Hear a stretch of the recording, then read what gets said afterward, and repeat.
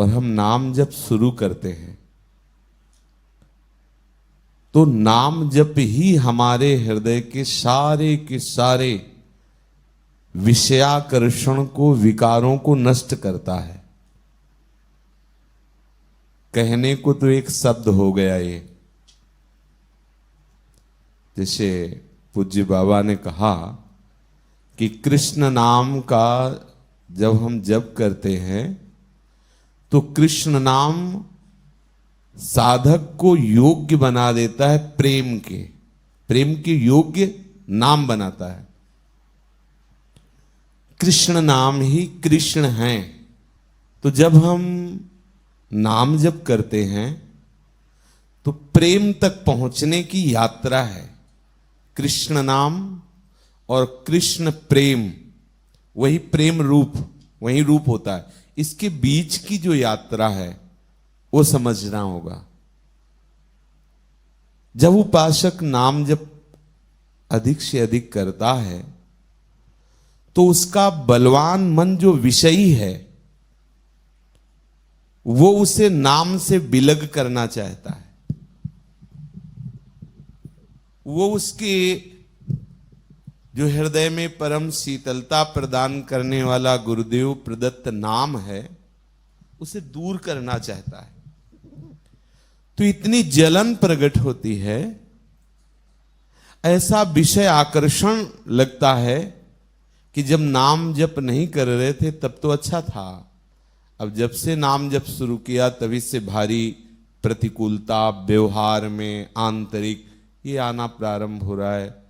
लोग हमारी हंसी उड़ाते हैं, हमारी कोई बात नहीं मानता है, अनुकूलता नहीं मिलती है, कई तरह के व्यवधान आपको दिखाई दे सकते हैं। ये अनुभव की बात कह रहे हैं, वहां से और प्रेम तक की बीच की यात्रा। अभी 42 लीला में पढ़ रहे थे कि भजनी ऐसो चाहिए जैसे सूर रन माही, खंड खंड होए जाए तन फिर के चितवत नाही। नाम जप करने वाला उपासक ऐसा दृढ़ निष्ठा वाला चाहिए कि चाहे शरीर खंड खंड हो जाए, पीछे लौट के नहीं देखना। जैसे बलवान योद्धा युद्ध में शत्रु पर विजय प्राप्त करना ही उसका लक्ष्य होता है और वो उसी प्रयास में प्राण त्याग देता है, पर भागता नहीं, लौटता नहीं, पीछे कदम नहीं डालता। भजनी ऐसो चाहिए जैसे सूर रन माही, ऐसा ही हमको दृढ़निष्ठ होना पड़ेगा।